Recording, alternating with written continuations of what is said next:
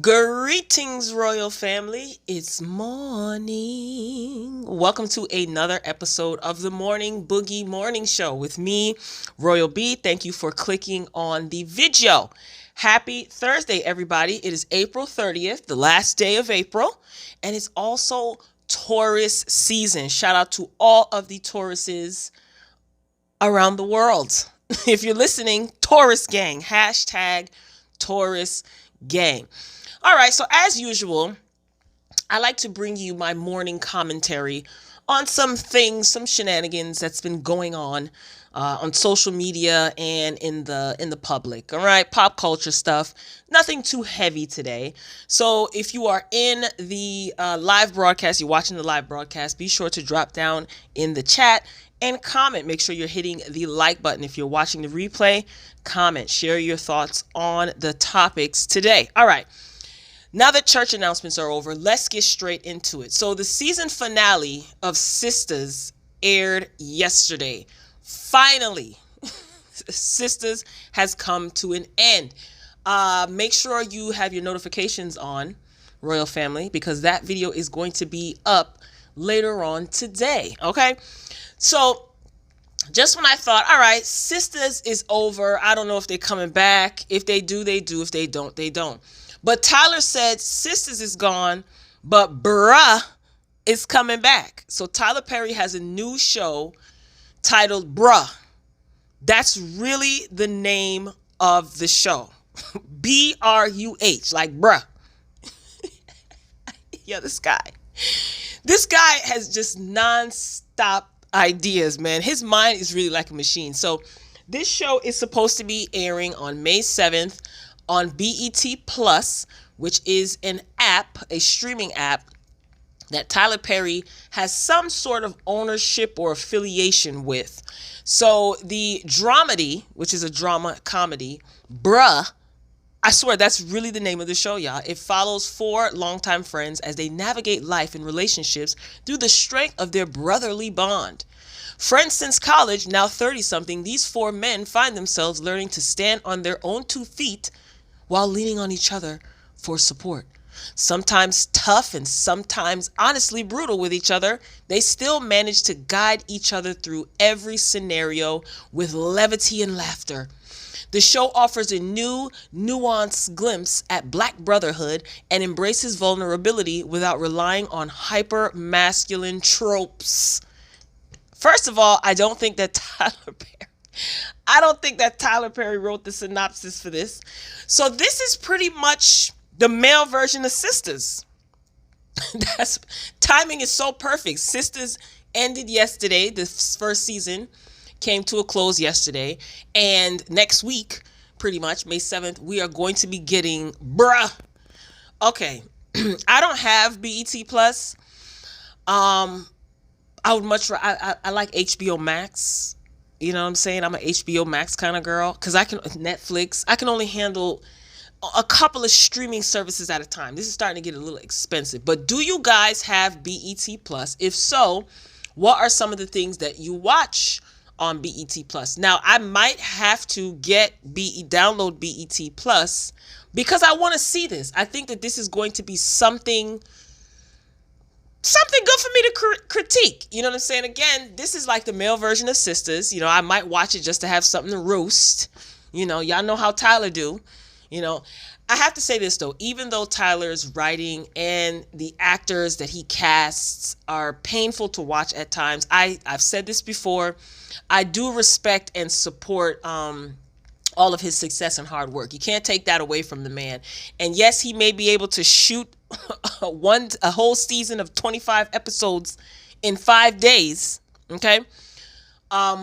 His work ethic is, to be commended. You know what I mean? He has constant ideas rolling out, no matter how corny the actors can be sometimes and how bad the writing can be. I give him an A for effort. At least he tries, He perpetuates a lot of stereotypes, though, so he has to have points taken away because of that. But I'll try to keep it as positive as possible, okay?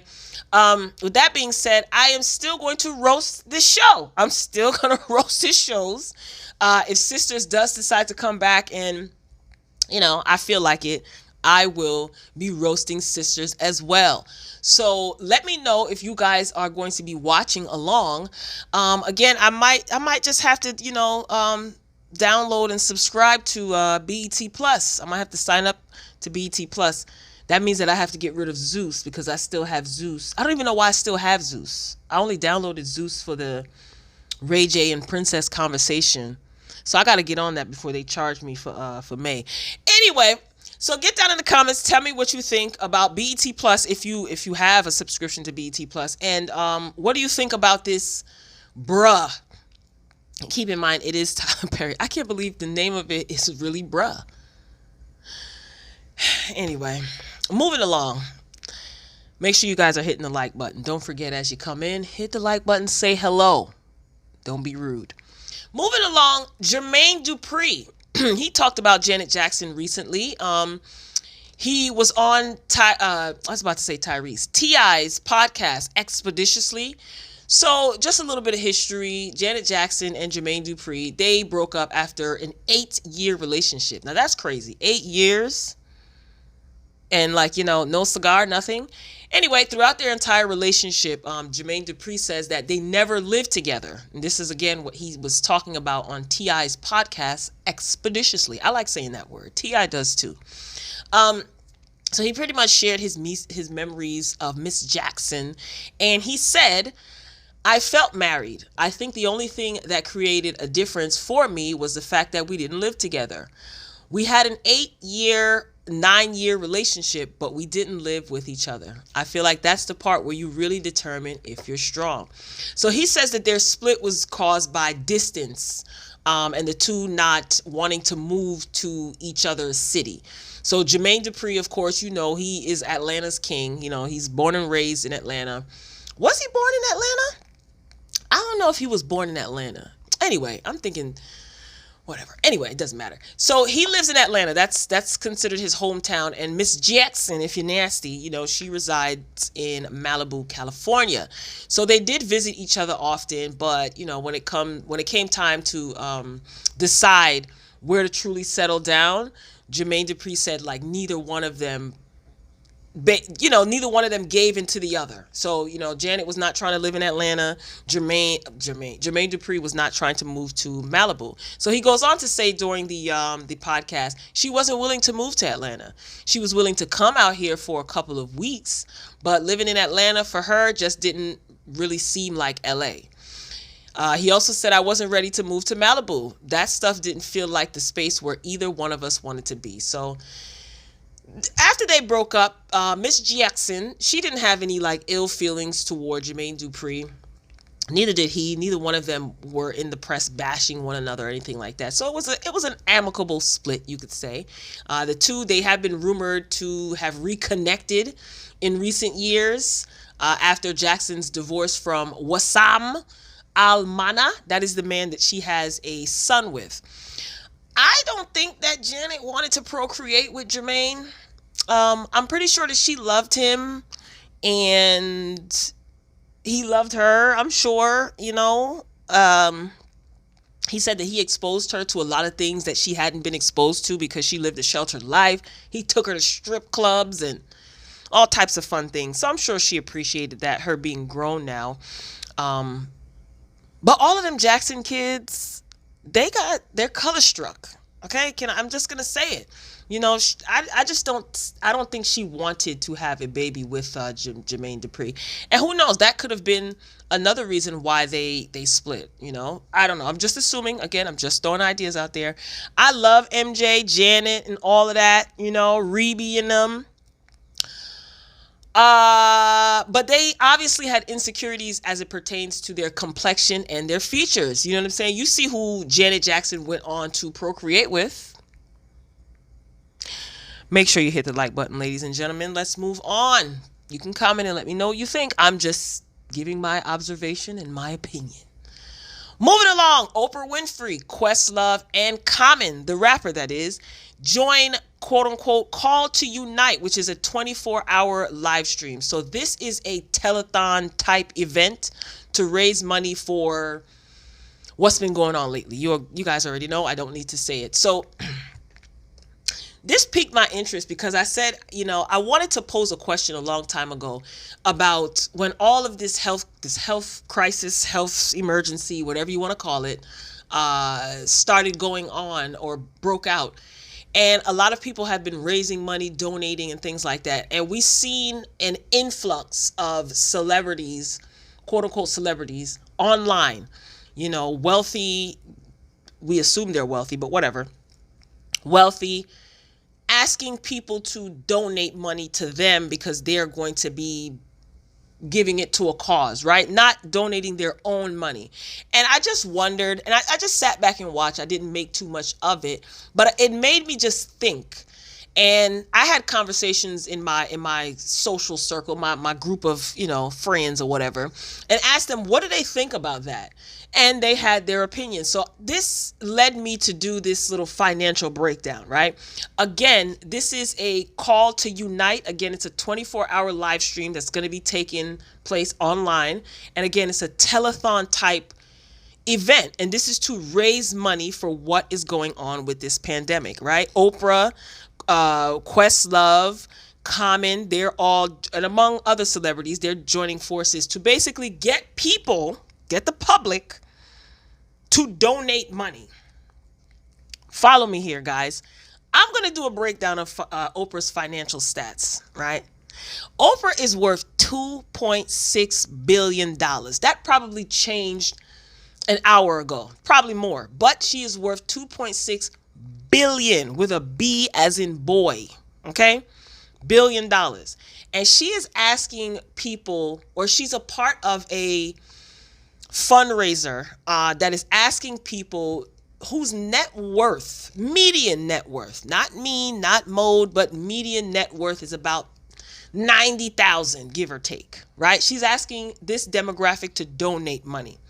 Now, Oprah, she could give 50%, half of her $2.6 billion net worth, and she would still be a billionaire, right? And her lifestyle would not be affected one bit.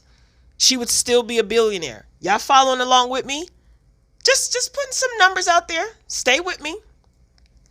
Never mind 50%. If she was to give 1% of her net worth. See, I like statistics and numbers for those of you who haven't figured that out by now. If she was to give 1 measly percent of her net worth, that would be $26 million. You could check my math if I'm off. I'm saying all of this to say, why are these quote unquote rich people asking poor folk to donate money? That was the question that I had when when this pandemic all broke out and got out of control. You see a lot of people on using their social media platform, their influence, their following, to ask their fans to donate money. And I wonder if people are offended by that. A lot of people are suffering financially. People have lost their jobs. Their pay has been cut back. They don't have an extra source of income. And here you are, millionaires, billionaires, asking people, come on, y'all, donate. I'm going to dance for you. Donate. We're having a dance-a-thon, telethon, donate. Now, I'm not one to tell people what to do with their money because I feel that people can do whatever it is that they choose to do with their money, right? I don't want people telling me what to do with my money. So I don't feel like these quote unquote celebrities, famous folk are obligated to do anything as it pertains to their money. However, in this case, right, these wealthy folks, they receive all types of tax breaks and all types of things, and then get up on social media and TV being the face of a campaign asking regular folk, quote unquote, y'all know what I mean when I say regular folk and poor folk, not poor, but you know what I'm saying, to donate money. Why? Do you guys think that that's selfish? Again, I'm not telling anybody what to do with their money. However, if you are a billionaire, you are getting up on any platform. I don't care if it's Instagram. I don't care what it is. And you are a part of a telethon asking other people to donate? What's up with that? Are celebrities, this is a question that I want to pose before I move on to the next topic. Are celebrities, I don't like that word, but y'all know what, quote unquote celebrities, these people who claim that they're rich, are they out of order for asking working class people to donate money? Now, granted, you don't have to donate to anything that you don't want to, right? However, from a psychological, observational standpoint, some people who are influenced by these people, these celebrities, they see their fave on TV telling them what to do. And they're like, you know what? Yeah. Auntie always gonna do the right thing with this money. Yes, Auntie O says to donate, so I'm gonna donate. Listen, everybody's not like that, but there are people who act like this. They worship a lot of these people. Their choice, do what you wish. But are celebrities out of order for asking working class people to donate? I understand the idea of charity. However, this should be exclusive to all of these wealthy people. Let the public watch. And if the public chooses to donate, the regular folk, then fine. But why isn't it a whole plethora of billionaires invited to donate? That telethon would be over in 20 minutes. Let me know what you think, guys. I don't want to go too far off. Make sure you're hitting the like button. Let's move on to the next topic. Michelle Obama. She's got a documentary coming out on Netflix. Netflix is really winning this year so far, right? We watching this or not, Royal Family? What do you think? So the film is described as an intimate look into the life of former First Lady Michelle Obama. And it pretty much chronicles her 34-city book tour in 2018 to 2019 for her best-selling memoir, Becoming. Did anyone read that book? I know my mother brought the book. She said it was great. She finished it in like a day and a half. So I haven't read it. So, I mean, if you read it, let me know. I mean, is it interesting? Is it good? Is it just like a whole bunch of inspiration? So Mrs. Obama's promotional tour, which is managed by the concert promoter Live Nation, was said to have a scale of a rock tour. Meaning it had a string of dates and sold out arenas. So it's like Michelle Obama's a rock star on this book tour that she did. The film is going to be debuting May 6th. That's the day before Tyler Perry's Bruh TV show. He couldn't name it Brothers. He probably couldn't because there's a movie called The Brothers. Anyway, never mind for Tyler Perry. So the Netflix documentary, again, is going to debut May 6th on Netflix. And in a statement, Mrs. Obama said the experience of the tour, quote, drove home the idea that what we share in common is deep and real and can't be messed with, end quote. So for those of you who have Netflix, are you going to be watching this documentary? I will be. If I remember, I'll be tuned in. I'm sure I can draw some sort of inspiration out of it. I'm a take the meat and leave the bone kind of girl. So whatever I can take out of it. Oh, wait a minute. May 6th. What day is that? Yeah, I don't know. It's going to be on Netflix, so I can always watch it back, right? It's not going to disappear after one day. Either way, if you guys, anybody bought that book, the Becoming, Michelle Obama's book, and read it, let me know what you think about it. I mean, is it worth the buy? Moving along, I had to stay true to my roots and get into this reality TV arena. NENE leaks. I know. It's like, my goodness. How many times are we going to talk about NENE? Listen, I'm not mad at NENE. NENE is keeping her name circulating in these search engines. And I really think that she has something up her sleeve. Is it me, or is NENE doing these virtual auditions with these Instagram lives? It's as if she's practicing for her own talk show. Just a thought. NENE Leakes and Jennifer Williams were on IG Live, so NENE interviewed somewhat Jennifer Williams last night on Instagram, And Jennifer Williams, Jennifer Williams is from Basketball Wives, for those of you who have no idea who she is. She pretty much said that the guy that she's accusing of taking her Range Rover is a con man. So I did talk about this, I don't know what, this is the morning show the other day. Jennifer Williams went on to social media and she posted a picture of a gentleman who she accused of stealing her Range Rover. She also said that this man goes by a number of aliases and he has conned many, many women. This is according to Jennifer Williams, like I said. So while her and NENE were on their on the Instagram live, she also stated that the text messages that he leaked were fake. So there were text messages that this man put out online saying that he and Jennifer were in a relationship, and these are text messages that Jennifer Williams had sent him and he had sent her, and he leaked them. Now, this guy has deleted his Instagram account, by the way, after putting these text messages out. In a nutshell, he made it seem like he let Jennifer know that he wasn't interested in her. He wasn't interested in being in a serious relationship because he had just gotten out of a relationship with the mother of his child. This is all what this guy is saying. He said that she moved to Atlanta to be with him. Again, this is according to this guy. He said that he, bought her gifts. They dated. I mean, in not so many words, he said they dated, but he said that he was not interested in getting serious. He laced her with the finest gifts. He painted her out to be crazy and made himself look like he was a humble and honest man, talking about him going to counseling for his previous relationship and trying to be a better man. Here's my question. He claimed that he advised her not to move to Atlanta to be with him, but he was messing with her and buying her expensive gifts. I don't know if I believe, I don't know if Jennifer Williams, she says the opposite is true. She said that he made her believe that she was the only one and that they were going to be together. They were in a relationship together.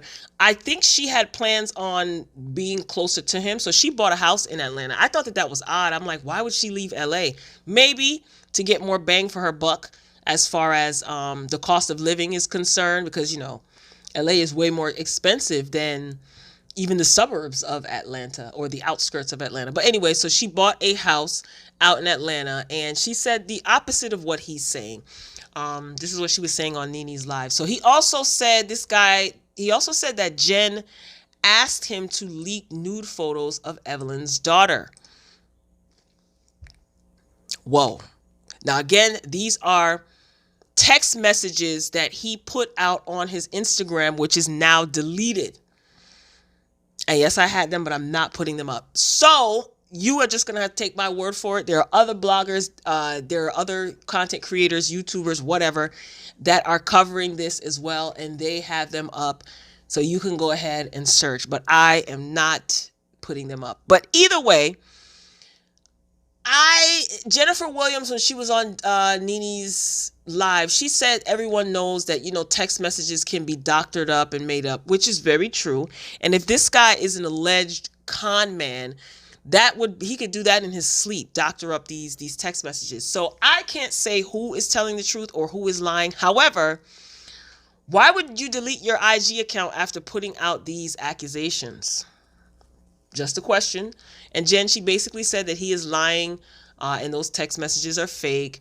And again, this was while she was on NENE's live. Now, NENE, she kind of made it about herself a little bit.